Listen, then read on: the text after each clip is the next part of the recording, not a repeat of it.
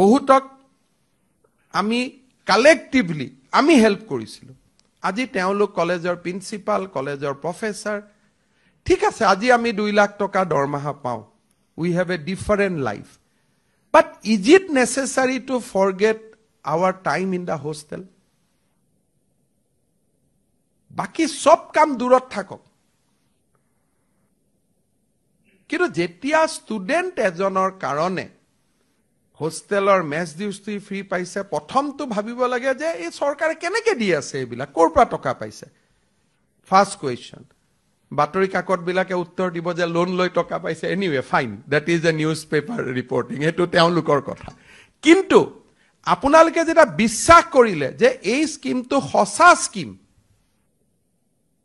তাৰ পিছত এই স্কিমটো সফল কৰাত আপোনালোকে জাপ মাৰি পৰিব নালাগে জানো যে ভাই I have seen those days in my hostel গটিকে এই স্কিমটো আমি সাকসেস কৰি দিও আজিতো যদি মই ডিক্টেটৰ হলুহেতেন মই ডিপিআইক অৰ্ডাৰ দিলুহেতেন যে কটনৰ ফেকাল্টি খিনি দৰমহাৰ পৰা 200 টকা কাটি এইবাৰ টকাখিনি তাত উভতাই দিব লাগে but I cannot do it because I am not a dictator কাৰণ মই জানো কটনৰ গুটেকেজন প্ৰফেসৰক মই চিনি পাও সকলো they have faced the similar hard days in the college in the hostel মই আশা কৰিম যে এইবাৰ যাতে হোস্টেল মেছ ডিউছত যেতিয়া আমি আপোনালোকক অহা মাহত ফৰ্ম পঠিয়াম take it as your own do not distance yourself from the government schemes take it as your own কাৰণ গভৰ্ণমেণ্ট আপোনালোকে ইয়াতো কোনো হিমন্ত বিশ্ব শৰ্মাই নিজৰ ঘৰৰ পৰা টকা দিয়া নাই কালেক্টিভলি উই আৰ গভৰ্ণমেণ্ট মন্ত্ৰী কেজন গভৰ্ণমেণ্ট নহয় কালেক্টিভলি উই আৰ গভৰ্ণমেণ্ট যেতিয়া আমি পজিটিভলি কথাবিলাক নকওঁ যেটো পজিটিভ কথা যে ইয়াত এডমিশন দি আমাৰ ভাল হৈছে আৰ যদি বেয়া হৈছে 6টা গ্ৰাউণ্ড লিখি যে এই কেটা কাৰণত সমৰ্থ পোৰ্টেলৰ এফিকেচিৰ ওপৰত মোৰ সন্দেহ আছে টেকনলজিক্যাল টিম আহিব এটোটো আমি বনোৱা সফটওয়্যাৰ নহয় আমি দিল্লীত পঠাম দিল্লীৰ পৰা টিম আহিব যিখিনি অসুবিধা আছে এটো ফিক্স কৰিব কাৰণ ভৱিষ্যতটো এআই আৰু টেকনলজিৰ ওপৰতে হ'ব অসমৰ কলেজৰ অধ্যক্ষসমূহ আৰু অসমৰ বাতৰি কাকতৰ ইমান সক্ষমতা নাই যে আমি ভৱিষ্যতৰ এআই ৰিভলিউশনটো ৰখুৱাই দিব পাৰো উই ক্যানট কাৰণ টেকনলজি ইজ এ ৰিয়েলিটি মুখ্যমন্ত্ৰী থাকিব আহিব যাব কিন্তু এআই টো প্ৰতিদিন বা আমাৰ অসমৰ জৰিয়তে আমি কেনেকৈ নোহোৱা কৰি দিব পাৰো হেতুটো নোৱাৰো কাৰণ তেওঁলোকে নিজে এআই টো ব্যৱহাৰ কৰে ৰুমত বহি যদি টেকনলজিক্যাল ৰিভলিউশনটো আমি কেইজনমান অধ্যক্ষই ভাবিলে এটো চেঞ্জ হৈ যাব নেকি এটোটো না যাব গটিকে টেকনলজিৰ লগত খোজ কাৰাটো আজি সাত জিপিটি টো হাতত ললে উই এম্পাৱাৰ্ড আৱাৰসেলফ তাত নেগেটিভিটিও আছে নেগেটিভিটি খিনিক বাদ দি পজিটিভিটি খিনি লোৱাটোৱে হল হিউম্যান ব্ৰেইন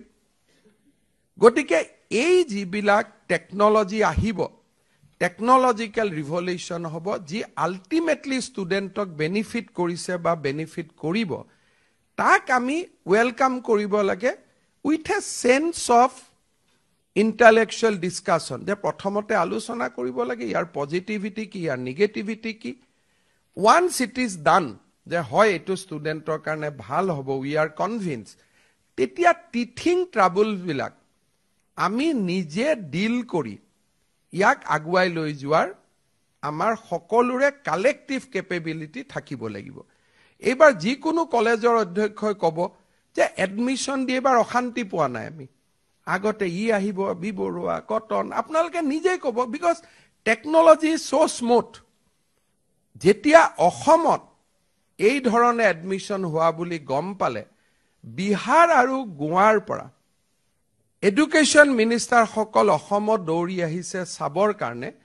যে অসমত কেনেকে এটা সুন্দৰভাৱে পোৰ্টেলৰ জৰিয়তে লাখ লাখ ষ্টুডেন্টক কলেজত নামভৰ্তি কৰিব পৰা হ'ল যিটো অসমৰ বাবে গৌৰৱৰ ক্ষণ সেইটো আমি ইয়াতে খিচিৰি পকাই ইয়াক আমি এটা অন্য ৰাস্তাত লৈ গলো যোৱা কেইটামান বছৰত নামভৰ্তি কৰাৰ পিছত আমি বিশ্ববিদ্যালয় মহাবিদ্যালয় সমূহক সুধিছিলো যে আপোনালোকে কিমান ল'ৰা ছোৱালীক বিনামূলীয়াকৈ নামভৰ্তি কৰিলে কাৰণ চৰকাৰী কৰ্মচাৰীৰ সন্তান ইনকাম টেক্স দিয়া ব্যক্তিৰ সন্তান বা যাৰ উপাৰ্জন 2 লাখ টকাতকৈ বেছি তেওঁলোকক আমি বিনামূলীয়া এডমিশনৰ সুবিধা নিদিছিলো আমি সেই সকলক বিনামূলীয়া এডমিশনৰ সুবিধা দিছিলো যাৰ দেউতাক মাকৰ আয়ৰ পৰিমাণ বছৰি 2 লাখ টকাতকৈ কম এই গুটেইখিনি কাগজ পত্ৰ পৰীক্ষা কৰি মহাবিদ্যালয়ৰ অধ্যক্ষ সমূহে কোনোবাজনে আমাক সেপ্টেম্বৰত কাগজ দিয়ে কোনোবাজনে আমাক অক্টোবৰত দিয়ে কোনোবাজনে ডিসেম্বৰত দিয়ে কোনোবাজনে ফেব্ৰুৱাৰীত দিয়ে এটা সময়ত যিসকলে আগতীয়াকৈ কাগজ দিয়ে তেওঁলোক অধৈৰ্য হৈ পৰে যে আমাৰ টকাটো কিয় অহা নাই বিভিন্ন সংবাদ মাধ্যমৰ আশ্ৰয় লয় যে আমাৰ টকাটো দিয়া নাই কলেজে আমাক ফ্ৰী এডমিশন কৰোৱাই দিলে চৰকাৰে আজিলৈকে আমাক দিয়া নাই বহু কেইবাৰ এনেকুৱা সভাত কলেজ অধ্যক্ষ পৰিষদক মই আহ্বান জনাইছিলো যে এখন কলেজৰ কাৰণে আন এখন কলেজে যাতে সাফাৰ নকৰে সেই কাৰণে আপোনালোকে এটা কাট অফ ডেট ঠিক কৰক আৰু কাট অফ ডেটৰ আগতে গভৰ্ণমেণ্টক ডেটাখিনি দি পঠাওক এই ডিসিপ্লিনটো আমাৰ মাজত কেনেকৈ আহি পৰিল বিকজ অফ টেকনলজি যেতিয়া সমৰ্থ পোৰ্টেলৰ জৰিয়তে নামভৰ্তিৰ কাম আৰম্ভ কৰিলো প্ৰথম যে গভৰ্ণমেণ্টে কিবা এটা ওলাইছে তাক আমি বিৰোধিতা কৰিব লাগে গতিকে প্ৰথম ৰিএকচন ওয়াজ দ্যাট যে আমি এটুক বিৰোধিতা কৰিম দ্বিতীয়তে আমাৰ টেকনিক্যাল ইনকম্পিটেন্সি যে সমৰ্থ পোৰ্টেলটো চলাব পৰা আমাৰ সক্ষমতা নাই গতিকে আমি কাৰোবালৈকে ব্লেমটো শিফট কৰিব লাগিব যে আমি চলাব পৰা নাই গতিকে আমাৰ গাতটো দুখ বুলি কলে গণ্ডগোল হ'ব গতিকে আমি এইবিলাক চৰকাৰে কি উলিয়াইছে এইবিলাক ফালতু কাম এইবিলাক শিক্ষা মন্ত্ৰীৰ কাম নাই নেক্সট ৰিএকচন ওয়াজ দ্যাট বাট লাহে লাহে আমি দেখিলো যে সমৰ্থ পোৰ্টেলটো খুব ভাল কৰি আমিও প্ৰেছাৰ দিলো এনআইসি কো ইনফৰ্ম কৰিলো আজি আপোনালোকে দেখা পায় যে এই বছৰ কলেজসমূহত 2,24,399 গৰাকী প্ৰাৰ্থী আবেদন কৰাৰ পিছত এই সমৰ্থ পোৰ্টেলৰ জৰিয়তে আমি 85.2% ষ্টুডেণ্টক আমি এডমিশন দিব পাৰিলো এতিয়া আমাৰ অসমৰ ছাত্ৰ সমাজৰ প্ৰতি যেটো দায়বদ্ধতা যে ম্যাক্সিমাম লৰা ছোৱালীয়ে প্ৰথম দ্বিতীয় আবেদনত সিট পাওক যাতে আমি অসমত জিআৰ জেনাৰেল এনৰোলমেন্ট ৰেশিও আমি বঢ়াব পাৰো প্ৰথম নামভৰ্তি কৰোতে যেতিয়া ছাত্ৰ ছাত্ৰীজন বিমুখ হয় আৰু পিলাৰ টু পোষ্ট ইখন কলেজৰ পৰা সিখন কলেজলৈকে তেওঁ দৌৰিবলগীয়া হয় definitely he or she will be discouraged কিন্তু আজি সমৰ্থ পোৰ্টেলটো থকা কাৰণে আমি ঘৰত বহি চাব পাৰো যে এইখন কলেজত মোৰ আজি এডমিশন হ'ব বা নহব আৰু ফাইনালি আমি এটা সুবিধা দিও স্পট এডমিশন যাৰ জৰিয়তে ৰেসিডুয়াৰী এডমিশন খিনি আমি লব পাৰো এই বছৰৰ দৰে শৃংখলাবদ্ধ এডমিশন কলেজত আগত কেতিয়াও হোৱা নাই কিন্তু যদি অসমৰ বাতৰি কাকতসমূহ চাও তেতিয়াহলে আমাৰ এনেকুৱা লাগিব যে এই বছৰৰ দৰে আটাইতকৈ ইনডিসিপ্লিন এডমিশন কেতিয়াও হোৱা নাই তাৰ কাৰণ কি যে আমি প্ৰথম অৱস্থাত সমৰ্থ পোৰ্টেলটো অহাৰ লগে লগে আমাৰ মনত প্ৰথম ক্ৰিয়া হল যে এডমিশনটো আমি দিব পাৰিম নে নাই পোৰ্টেলটো আমি চলাব পাৰিম নে নাই এই পোৰ্টেলত দিলে আমি এডমিশনৰ ফিস খিনি লব পাৰিম নে নাই এই ধৰণৰ বিভিন্ন আমাৰ মনত সৃষ্টি হোৱা সন্দেহক আমি নিউজলৈকে ৰূপান্তৰ কৰি দিলো কিন্তু আজি আপোনালোকে চাওক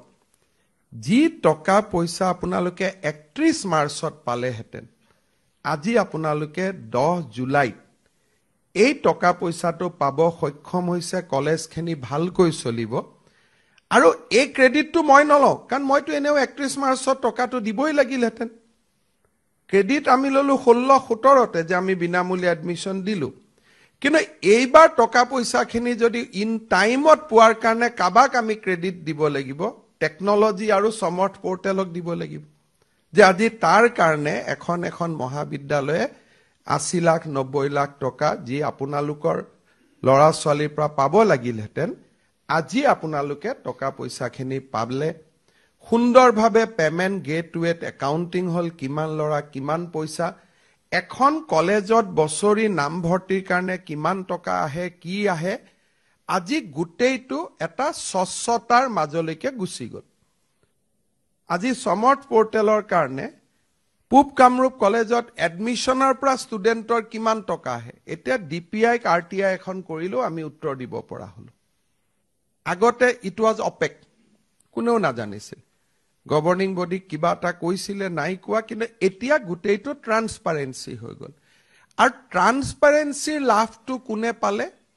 কলেজখিনিয়ে পাবলৈ সক্ষম হল এতিয়া আমি ঠিক কৰিছো যে কুৱেটৰ পিছত আৰু এটা এডমিশন হ'ব আৰু এটা এডমিশন হোৱাৰ লগে লগে 10 ছেপ্টেম্বৰত আমি কুৱেটত যিখিনি বিনামূলীয়া এডমিশন দিলে তাৰ পইচাখিনিও আমি 10 ছেপ্টেম্বৰত আপোনালোকক উভতাই দিম তাৰ পিছত আপোনালোকে 3rd সেমিষ্টাৰ আৰু 5th সেমিষ্টাৰত আপোনালোকে বিনামূলীয়া এডমিশন দিব যিদিনাখনে সমৰ্থ পোৰ্টেলত বিনামূলীয়া এডমিশনৰ প্ৰক্ৰিয়া লাষ্ট ডেট পাৰ হ'ব তাৰ 10 দিন পিছত আমি তাৰো পইচা উভতাই দিম বহুতক আমি কালেক্টিভলি আমি হেল্প কৰিছিলো আজি তেওঁলোক কলেজৰ প্ৰিন্সিপাল কলেজৰ প্ৰফেসৰ ঠিক আছে আজি আমি 2 লাখ টকা দৰমহা পাওঁ we have a different life but is it necessary to forget our time in the hostel বাকি সব কাম দূৰত থাকক কিন্তু যেতিয়া ষ্টুডেন্ট এজনৰ কাৰণে হোস্টেলৰ মেছ ডিউটি ফ্ৰী পাইছে প্ৰথমটো ভাবিব লাগে যে এই চৰকাৰে কেনেকৈ দি আছে এইবিলাক ক'ৰ পৰা টকা পাইছে ফাৰ্স্ট কোৱেশ্চন বাতৰি কাকত বিলাকে উত্তৰ দিব যে লোন লৈ টকা পাইছে anyway fine that is a news paper reporting এটো তেওঁলোকৰ কথা কিন্তু আপোনালোকে যেটা বিশ্বাস কৰিলে যে এই স্কিমটো সঁচা স্কিম তাৰ পিছত এই স্কিমটো সফল কৰাত আপোনালোকে জাপ মাৰি পৰিব নালাগে জানো যে ভাই I have seen those days in my hostel গটিকে এই স্কিমটো আমি সাকসেস কৰি দিও আজিতো যদি মই ডিক্টেটৰ হলুহেতেন মই ডিপিআইক অৰ্ডাৰ দিলুহেতেন যে কটনৰ ফেকাল্টিখিনি দৰমহাৰ পৰা 200 টকা কাটি এইবাৰ টকাখিনি তাত উভতাই দিব লাগে but I cannot do it because I am not a dictator কাৰণ মই জানো কটনৰ গুটেকেজন প্ৰফেসৰক মই চিনি পাওঁ সকলো they have faced the similar hard days in the college in the hostel মই আশা কৰিম যে এইবাৰ যাতে হোস্টেল মেছ ডিউছৰ যেতিয়া আমি আপোনালোকক অহা মাহত ফৰ্ম পঠিয়াম take it as your own do not distance yourself from the government schemes take it as your own কাৰণ গভৰ্নমেন্ট আপোনালোকে ইয়াতো কোনো হিমন্ত বিশ্ব শৰ্মাই নিজৰ ঘৰৰ পৰা টকা দিয়া নাই কালেক্টিভলি উই আৰ গভৰ্নমেন্ট মন্ত্ৰী কেজন গভৰ্নমেন্ট নহয় কালেক্টিভলি উই আৰ গভৰ্নমেন্ট আজি হাইলাকান্দিত যেতিয়া এখন কলেজত ইন্টাৰভিউ হ'ব বৰাক উপত্যকাৰ ষ্টুডেন্টছৰ লং ডিমান্ড আছিল যে 3rd গেট 4th গেট আমাৰ ষ্টুডেন্টে পাওক গভৰ্নমেন্ট অৰ্ডাৰ আমি দিব নোৱাৰো কিন্তু যেতিয়া আমি কৈছো প্ৰফিচিয়েন্সি ইজ লোকেল ল্যাঙ্গুৱেজ তাৰে ষ্টুডেন্টে পাব যেতিয়া আমি কৈছো যে প্ৰফিচিয়েন্সি ইজ লোকেল ল্যাঙ্গুৱেজ কোকৰাঝাৰত বড়ো আৰু অসমীয়া জানা লৰা ছোৱালীয়ে পাব ৰাভা হাসাঙত ৰাভা জানা ভাষা জানা লৰাজনকো আমি কনসিডাৰ কৰিব পাৰো ৰাতিপুৱাই হুলস্থুল হৈ গল যে গভৰ্নমেন্টে পিআৰসি উঠাই দিলে কিন্তু পিআৰসিৰ জাগাত যে গভৰ্নমেন্টে হাইয়েস্ট লেভেল অফ সেফগাৰ্ড আনিলে সেই কথাটো কিন্তু কতো উল্লেখ নহয় কিন্তু আমি জানো যে এইখন গভৰ্ণমেণ্টে অসমৰ মানুহৰ স্বাৰ্থতে কাম কৰিব যেতিয়া কলেজৰ প্ৰফেচাৰ এপইণ্টমেণ্ট হয় পিআৰচিৰ কথা কোৱা কাৰণে দুই এখন কোৰ্টত আমাক কলে যে তোমালোকে পিআৰচি ইনসিষ্ট কৰিব নোৱাৰা উই লছ দ্য কেছ আৰু আমি কলেজৰ ফেকাল্টিত আমি বাহিৰৰ মানুহক এপইণ্টমেণ্ট দিবলগীয়া হ'ল বিকজ অফ হাই কোৰ্ট এতিয়া আমি কৈছো যে নহয় কলেজৰ প্ৰফেচাৰ এপইণ্টমেণ্ট কৰাৰ আগতে প্ৰফিচিয়েঞ্চি অফ লোকেল লেংগুৱেজ তাৰমানে শুৱালকুছিত যদি চাকৰি কৰিব খোজে অসমীয়া জানিব লাগিব অসমীয়াৰ পেপাৰ এখন আপোনালোকে 15 মিনিটৰ প্ৰথম কৰাই ল'ব তেতিয়া উৰিষ্যা বা বিহাৰৰ পৰা অহা ষ্টুডেণ্টজনে কেনেকৈ অসমীয়াত লিখিব সো যিসকলে নিজক জাতীয়তাবাদী বুলি ভাবে আমি তাতকৈও বেছি জাতীয়তাবাদী we go to the next level কাৰণ পিআৰচি বুলি ক'লে বঙালী কথা কোৱা মানুহ এজনো পিআৰচি হিন্দী ভাষী কোৱা মানুহ এজনো পিআৰচি কিন্তু যেতিয়া লোকেল লেংগুৱেজ বুলি ক'ব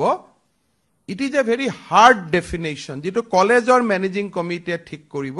what is the local language of my college area Sualkuchi কলেজে ক'ব অসমীয়া হোজাই কলেজে ক'ব আছামী ষ্ট্ৰোক বেংগলী হাইলাকান্দিয়ে ক'ব বেংগলী ষ্ট্ৰোক হিন্দী শিলচৰত ক'ব বেংগলী প্লাছ ষ্ট্ৰোক হিন্দী কোকৰাঝাৰত ক'ব বেংগলী ষ্ট্ৰোক বড়ো সব পিআৰচি তো আৰ্মিত কাম কৰি থকা মানুহ এজনেও ইয়াত পিআৰচি পাব যদি 3 বছৰ থাকে ডক্টৰ মনমোহন সিঙেও ইয়াত পিআৰচি পাইছিলে যদিও অসমত এদিনো থকা নাই because PRC is a legal document but when you spoke about the local language it is a subjective satisfaction of that college আর যাৰ ফলত কলেজৰ পোষ্টত আউটসাইডাৰে এপইণ্টমেণ্ট পোৱাৰ কথাটো নাহিবই কিন্তু ৰাতিপুৱাৰ পৰা সাংবাদিক মেল প্ৰেছ কনফাৰেন্স সব হৈ গল কিন্তু কতো এখাৰ নকলে যে গভৰ্ণমেণ্টে another safeguard was prescribed সেই কাৰণে মই ভাবো যে আমাৰ উদ্দেশ্য সবৰে এটাই কলেজ বিলাক ভাল কাৰণ মই ইয়াত এই অৰ্ডাৰটো দিউতে I am not in two mind উৰিষ্যাৰ পৰা অহা প্ৰফেচাৰ এজনে বিবৰা কলেজত কেনেকৈ চাকৰি কৰিব এণ্ড ভাইসা ভাৰ্সি অসমৰ প্ৰফেচাৰ এজনে উৰিষ্যাত গৈ চাকৰি কৰিব নোৱাৰে যদি ষ্টুডেণ্টৰ লগত কমিউনিকেট কৰিব নোৱাৰে ইন দ্য লোকেল লেংগুৱেজ তে কলেজত চাকৰি কৰিটো লাভ নাই in that point we can win আমি কোৰ্টত গলেও আমি উইন কৰিব পাৰো যে যদি ল্যাঙ্গুৱেজ না জানে পঢ়াব কেনেকৈ সেই কাৰণে গভৰ্ণমেণ্টৰ প্ৰত্যেকখনেই এই অৰ্ডাৰটো হয়তো আপোনালোকৰ বহুতৰ চকুটো পৰা নাই সেই কাৰণে ডিপিআই খুধি আছে কি কৰিম ডিপিআই উত্তৰ দিবলগীয়া হৈছে কিন্তু আপোনালোকে এই অৰ্ডাৰখন যদি পঢ়ি চালেহেতেন যে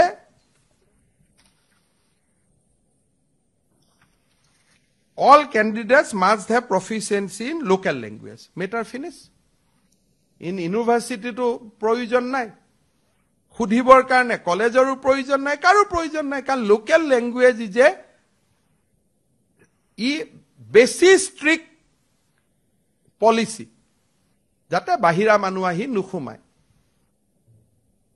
আৰু বাহিৰা মানে ইভেন ষ্টেটৰো ভিতৰত যদি হসা পিআৰচিও হয় কিন্তু অসমীয়াটো যদি নিখিকে বহুত আমাৰ মাজতো লৰা ছোৱালী আছে অসমীয়া মানুহৰ লৰা ছোৱালী কিন্তু অসমীয়া ক'ব নাজানে হি ইজ অলসো আউট মোৰ লৰা সাপোজ বাহিৰত পঢ়িছে অসমীয়া ক'ব নাজানে আজি ডেফিনেটলি মোৰ লৰাজনে ভালকৈ অসমীয়া লিখিব নোৱাৰে হি ষ্টাডিড আউটসাইড ই যদি কলেজৰ প্ৰফেচাৰ পোষ্টত এপ্লাই কৰে he is also not eligible because he doesn't have proficiency in the local language কলেও নহব লিখিবও লাগিব So interpret this clause in your favor যাতে আপোনালোকে ভাল শিক্ষক কৰ্মচাৰী কলেজত নিযুক্তি দিব পাৰে যোনে লোকেল ল্যাঙ্গুৱেজটো জানিব এনেকুৱা ধৰণৰ ক্লজে ষ্টুডেণ্টক বাধ্য কৰিব যে মই অসমীয়া শিকিম মই বেংগলী শিকিম মই বড়ো শিকিম মই হিন্দী শিকিম আদাৰৱাইজ মই কলেজত চাকৰি নাপাম আমি এসিএছটো এই ক্লজটো দিছো আমি লোকসেৱা আয়োগৰ পৰীক্ষাটো এই ক্লজটো দিছো যাতে লোকসেৱা আয়োগটো আমি লোকেল ল্যাঙ্গুৱেজ জানা ক্যান্ডিডেট আমি পাব পাৰো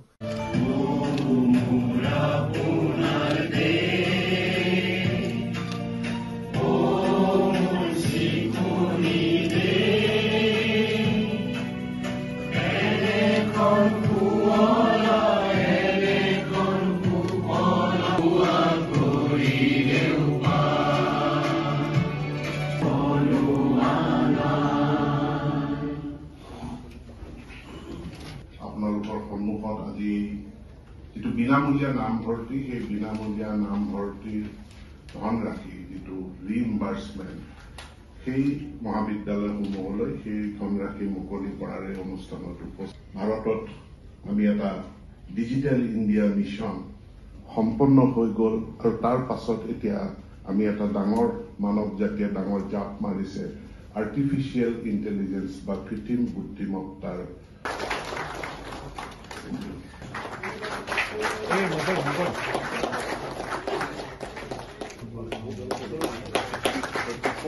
পূব কামৰূপ মহাবিদ্যালয়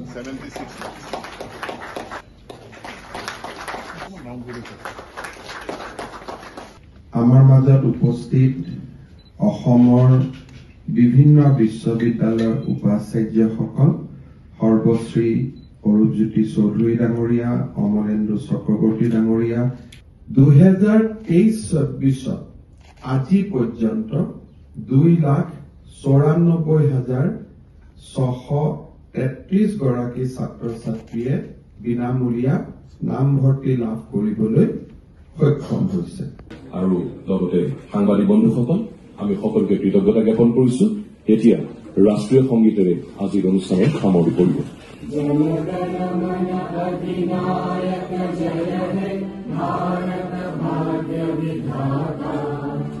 UDID for Disabilities Public Distribution System Portal, ABDM for Ayushman Bharat, and LIMS is one, the court case monitoring system. Sorry, क्या वजह से e-office में at that time decision was taken that GAD would be implemented. GAD said they will go with NIC and then they went with the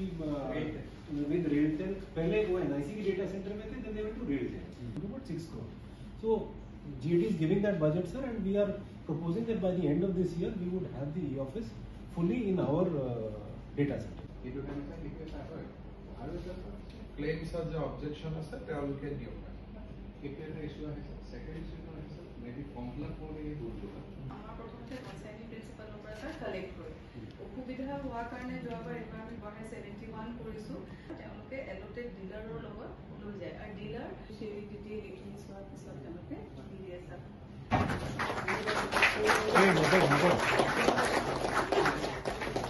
94,44,820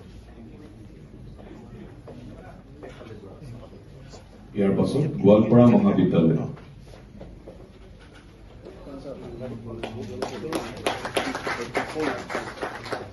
84 lakhs.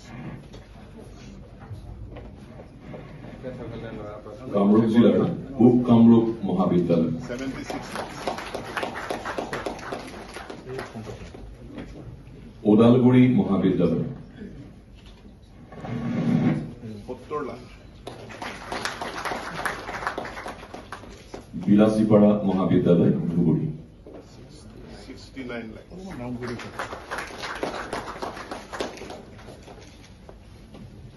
ধন্যবাদ জনাইছো আৰু after the cooperative amendment act ये तो सब हमारा 35% है हमारा लोग बोर्ड में जाएगा जो निर्णय करे फिजिबिलिटी বা কৰাৰ পৰিবেশ আছে নে নাই আমাৰ আৰ্কাইভ আছে আমাৰ বিভিন্ন সময়ৰ অৰ্গানাইজেশন ইনস্টিটিউট এই যে কনসেপশন টু কাৰ্ড তেওঁকো ৰপিং কৰক পছন্দ সিবি মানে senior observer Sir, BSc in Physics, Maths, Geology or Chemistry or Diploma in Engineering Civil Engineering and 1 year experience कहाँ से प्रमोशन होगा from laboratory technicians. So ये BSc Physics Mathematics Not have service rules, sir. So that is what we have come for getting. There are senior observers. This is a gazetted post. So we are proposing that 50% would be through promotion and 50% would be through APSC recruitment. Laboratory technicians are again we are proposing that 90% would be through direct recruitment. The senior observer में sir जो direct recruitment होगा sir 50% का उनका एक qualification होगा sir मतलब senior observer जो sir 16 में 8 लोगों को सर रिक्रूट करेंगे उनका क्वालिफिकेशन ये sir BSc in Physics and all. PCM रखा है Sir. LabTech can be also BSc with PCM ना ठीक है सर तो हम सेम क्वालिफिकेशन कर बट वो ग्रेड 3 का scale is grade 3 There is a need for linking of the zonal value with the land revenue or the land revenue with zonal value. So, successive budget, Assam Land Revenue Reassessment Act of 1936 and rules made thereunder. Thereafter is Assam Resettlement Manual. So this is a new idea which we are introducing. It is not a new, but it is implemented by other states. But for Assam, we are bringing this change as early as possible.